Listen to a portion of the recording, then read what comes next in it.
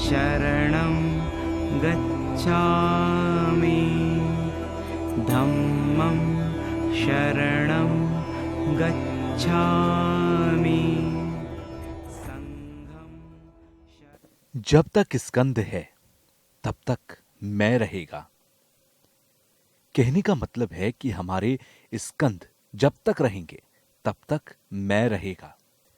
इसीलिए जब तक ये मैं की मिथ्या दृष्टि रहेगी तब तक कर्म रहेंगे और तब तक जन्म होते रहेंगे। इसीलिए तब तक हम इस भव चक्र में आते रहेंगे। इसीलिए हमें अपने मैं की भावना को काटने की जरूरत है, या फिर हमारे जो स्कंद हैं उनसे मुक्त होने की आवश्यकता है। इसलिए हमें मैं की बात को काटने की जरूरत होती है। मैं से मुक्ति पाने के लिए स्कंद से मुक्त होने की आवश्यकता है। मैं आत्मा का जो सिद्धांत है, जो आत्मा का अस्तित्व होता है, वो 5 स्कंधों से निर्भर होकर ही आता है। अगर मैं को काटना है तो आत्मा को काटने के लिए 5 स्कंधों को नष्ट करना होगा। 3 तरीकों से, चाहे शुरुआत में हो, मध्य में हो या अंत में हो, हम इन तीनों समय में शरीर की वजह से भवचक्र में रहते हैं। जब तक हम भवचक्र में रहेंगे, इस संसार में रहेंगे, तब तक हम अशांत रहेंगे और परेशान रहेंगे। शून्यता को ना जानने वाले व्यक्ति को हमेशा अज्ञानता बनी रहेगी। और अगर हम अज्ञानता चाहते हैं तो इसके लिए हमें शून्यता को छोड़ना पड़ेगा। और अगर हम अज्ञानता से नष्ट होना चाहते हैं तो शून्यता को नष्ट करना होगा। अज्ञानता कर्म आदि को नष्ट करने के तरीके होते हैं। जिस प्रकार से अज्ञानता को नष्ट किया जाए, किस प्रकार कर्म को नष्ट किया जाए, इनके भी तरीके और मार्ग होते हैं। जब हम इन तरीकों को और मार्गों को जान लेते हैं तो हमारी अज्ञानता और परेशानियां नष्ट हो जाती हैं। और एक दिन में यदि हम देखें और एक ही दिन की तुलना करें तो सुबह से लेकर शाम तक अनंत रूप से हम अज्ञानता और अज्ञानता की वजह से कर्म कर बैठते हैं। उस समय को भी अगर हम और तुच्छ भागों में, छोटे छोटे हिस्सों में बांटें तो हम अक्सर कुकर्म कर लेते हैं। जन्म से लेकर मृत्यु के बीच 12 कड़ियां होती हैं। ये भव्य चक्र ना तो स्वयं से उत्पन्न होता है और ना ही दूसरे से उत्पन्न होता है, ना दोनों से। ये अपने आप से ही उत्पन्न होता है। यदि हम जन्म और मृत्यु की भावना से मुक्त होना चाहते हैं तो ये जन्म और मृत्यु के काल चक्र नहीं होंगे। मोह से मुक्ति प्राप्त करने की जरूरत है ताकि बार बार जन्म ना लेना पड़े। यदि मोह की भावना खत्म हो जाती है तो बार बार इस काल चक्र के इस भव सागर में पड़ने की जरूरत नहीं होती। जन्म और मृत्यु का व्यवधान खत्म हो जाता है। ये जानना बेहद जरूरी है कि भव चक्र की वजह क्या है, आखिर भव चक्र क्या है और क्यों हमें बार बार जन्म लेना पड़ता है।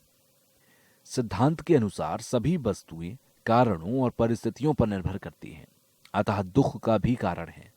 दुख अथवा जरा, मृत्यु तभी संभव है जबकि जन्म यानी शरीर धारण हो, अर्थात दुख जन्म पर निर्भर है। जन्म का होना तभी संभव माना गया जबकि जन्म से कोई पूर्व अस्तित्व हो, जिसे भव या भाव नाम दिया गया। कहा जा सकता है कि भव का कारण है। भव से अभिप्राय कर्म से है, जिसके कारण पुनर्जन्म होता है। प्रक्रिया में वो कौन सा कारण है जिसके होने से भव की उत्पत्ति होती है। भव का आधार उपादान माना गया। यदि मनुष्य कामना के वशीभूत होकर कर्म करे तो जन्म नहीं होता, अर्थात सकाम कर्म अथवा मोह को उपादान नाम दिया गया। उपादान का हेतु तृष्णा यानी कि वासना को माना है। भवचक्र के नाम मात्र से ही है, लेकिन इसका स्वभाव उसी प्रकार से है जैसे इसे जानना चाहिए। अगर इसका कोई अर्थ होता तो खोजने से मिल जाना चाहिए। अगर ये किसी और के द्वारा या अपने द्वारा शुरू होता तो उसका खोजा जाना भी संभव है, लेकिन अगर ये किसी के द्वारा नहीं होता तो इसको खोजना नामुमकिन है। इन चीजों को यदि खोजा जाए या खोजने की ज्यादा कोशिश की जाए तो नहीं मिलती, और ना ये तो स्वयं से उत्पन्न होता है और ना ही दूसरे के द्वारा, और ना ही किसी के हेतु, किसी के माध्यम से उत्पन्न होता है। ये स्पष्ट है कि ये ढूंढने से नहीं मिल पा रहा। चित्त की शून्यता को अर्हत कहा जाता है। चित्त की शून्यता को अर्हत की संज्ञा दी गई है। चित्त की शून्यता में किसी प्रकार का क्लेश नहीं होता। स्वच्छ मन को ही अर्हत कहा जाता है। मन के सभी विकारों को नष्ट कर देना ही अर्हत है। जो हमारे मन के बुरे विचार और विकार हैं, उनको यदि किसी व्यक्ति ने समाप्त कर दिया तो यानी उसे अर्हत प्राप्त कर लिया। अर्हत की अवस्था भी ढूंढने से नहीं मिलती, जैसे शून्यता भी नहीं मिलता। जब कोई व्यक्ति जान लेता है काज और प्रभाव किस प्रकार से उत्पन्न हो रहे हैं, किस प्रकार से नष्ट हो रहे हैं, और जो केवल नाम शब्द या भव चक्र को ज्यादा सम्मान नहीं देता, क्योंकि वो जान लेता है कि वास्तव में इसका कोई अस्तित्व नहीं है। जिसने ये जान लिया है कि सारी चीजें नष्ट हो सकती हैं, यानी नश्वर हैं। भगवान बुद्ध के दर्शन से सारे दुख, जो कि वास्तव में अस्तित्व में नहीं होते, वास्तव में अपने स्वभाव से उत्पन्न नहीं होते, अगर जांच पड़ताल करके जान लिया गया है तो वहां डरने की जरूरत नहीं है। प्रतीत संपुतपाद की शून्यता यानी दूसरों पर निर्भर होकर आती है। उनका खुद का कोई अस्तित्व नहीं होता। सभी धर्म, सारी चीजें किसी न किसी पर निर्भर होकर ही उत्पन्न होती हैं। किसी भी चीज को समझने के लिए साधना की आवश्यकता होती है। साधना ही सत्य है, शब्द ही उसका स्वभाव है, शब्द भी ही परम अवस्थाएं हैं। निर्भरता का सिद्धांत माध्यमिक दर्शन है। अगर बात करें कि उसका अस्तित्व क्यों नहीं होता, भगवान बुद्ध ने इस विषय की व्याख्या की है। सबसे महत्वपूर्ण बात यह है कि जितने भी धर्म हैं, निर्भर होकर ही उत्पन्न होते हैं, चाहे स्कंद हो या फिर आंख से देख सकें या अन्य हो। सृष्टि की समस्त घटनाएं एक क्रम में होती हैं और एक घटना अथवा कार्य दूसरे कार्य के लिए कारण बन जाते हैं। इसे प्रतीत संपुतपाद या पतिच्च संपुतपाद मध्यमा प्रतिपदा का नाम दिया गया है। आस्तिकता के नियम के अनुसार कुछ वस्तुएं नित्य हैं, उनका कोई ना तो आदि है और ना ही अंत है। ये किसी कारण का परिणाम नहीं है। आत्मा एवं ब्रह्मा इसी कोटि में आते हैं। जिसने भगवान बुद्ध के दर्शन को सीखा और समझा, फिर भी सभी दुखों से पीड़ित है और दुखों को नहीं जानता, और जो भी डर या भय है वो वजह से उत्पन्न होते हैं, उनकी कोई अवस्था नहीं होती। ये सभी अज्ञानता की वजह से उत्पन्न होते हैं। ये जानना चाहिए, जो चीजें निर्वाण में उपस्थित नहीं होती हैं, उनसे डरने की जरूरत नहीं है, क्योंकि निर्वाण एक परम सुख है, और जो चीजें उसमें शामिल नहीं है, उनसे डरने की जरूरत नहीं है। जो चीजें निर्वाण में शामिल नहीं है, तो वो अस्तित्व में क्यों नहीं है, ये जानना चाहिए। दरअसल ये सभी चीजें नष्ट हो जाती हैं, इसलिए उनका कोई भी अस्तित्व नहीं। जो सारी भावना मैं की है, वो दूसरे से ही उत्पन्न होती है, उनका खुद का कोई अस्तित्व नहीं। क्लेश नष्ट करने के बाद अर्हत पद प्राप्त हो जाते हैं। अगर क्लेश खत्म करने के बाद अर्हत पद प्राप्त हो जाते हैं तो निर्वाण सत्य है। आखिरकार सत्यता किस प्रकार से कह रहे हैं कि वो सत्य है, तो ये जानना ही निर्वाण है। परम सुख, परम सत्य क्यों कहा गया है, ये जानना ही निर्वाण है।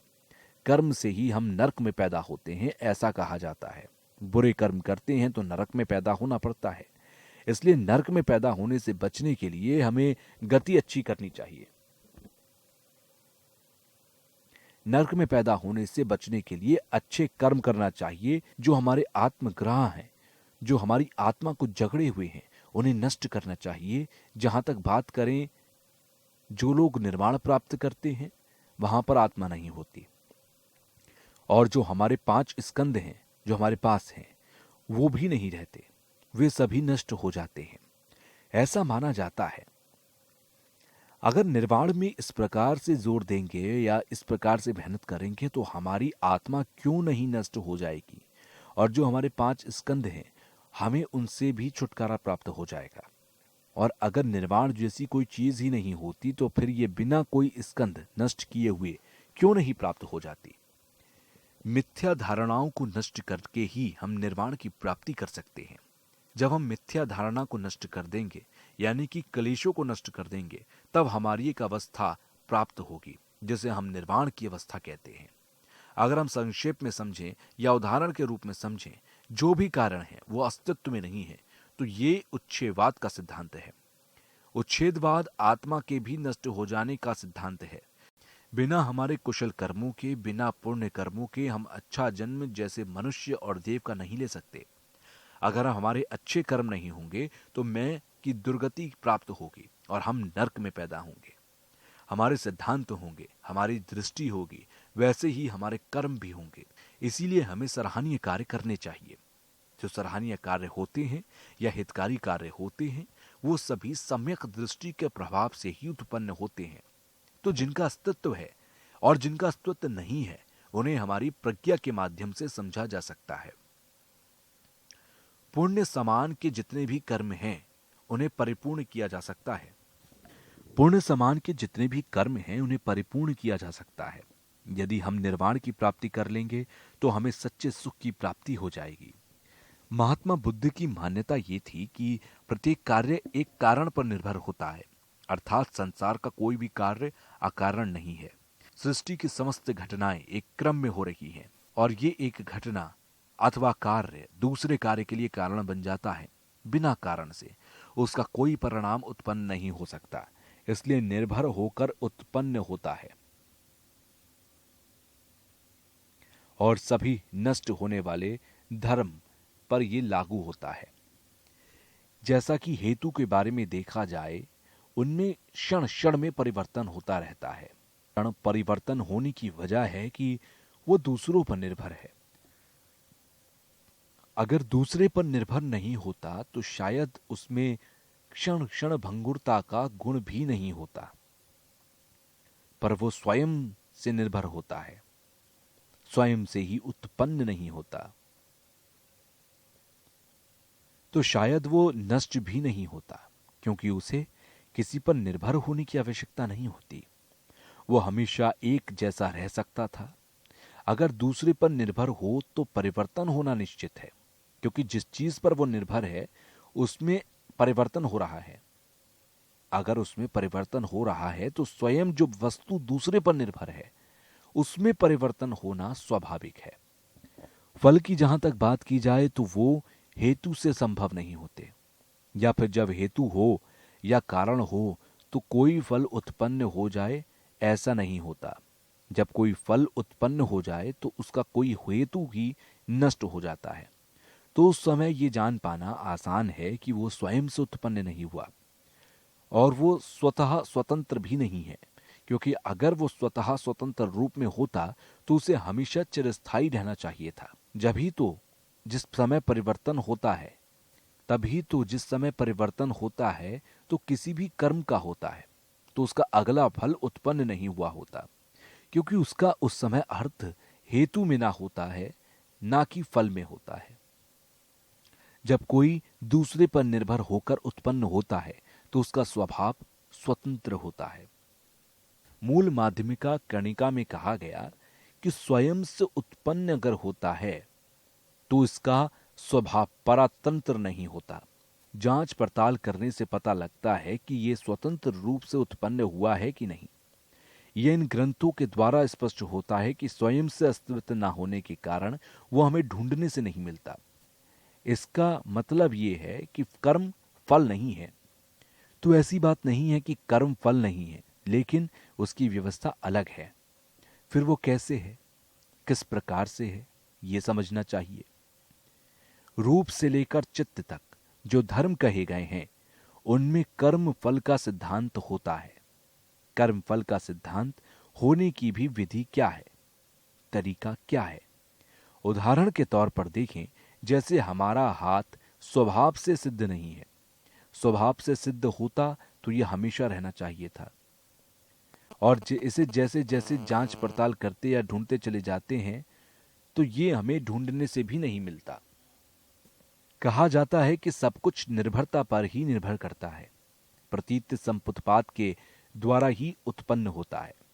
कमलशील के गुरु शांत रक्षित ने भी निर्भरता की व्याख्या अपने ग्रंथों में की है। साथ ही 4 आर्य सत्यों का भी व्याख्यान किया कि किस प्रकार से 4 आर्य सत्य प्रतीत संपुत्पात पर निर्भर करते हैं। प्रतीत संपुत्पात को किस प्रकार 4 आर्य सत्य के माध्यम से समझा जा सकता है। अरहत पद को प्राप्त करने के लिए हमें किन किन चीजों पर कैसे कैसे निर्भर होना पड़ता है, उदाहरण के तौर पर हमारी जो 3 उंगलियां हैं, इनमें से कौन सी बड़ी है या कौन सी छोटी, तो बिना देखे नहीं कहा जा सकता। अगर हम किसी उंगली को छोटी कह रहे हैं, यानी कि हम किसी बड़ी उंगली को देख रहे हैं, और यदि किसी बड़ी उंगली को देख रहे हैं तो उसका मतलब यह है कि उससे छोटी वहां पर मौजूद है। कहने का मतलब यह है कि सभी चीजें निर्भरता पर ही आश्रित हैं, बस दोनों के नामों में फर्क है। जो भी चीजें अस्तित्व में हैं वो सभी दूसरों पर निर्भर करती हैं।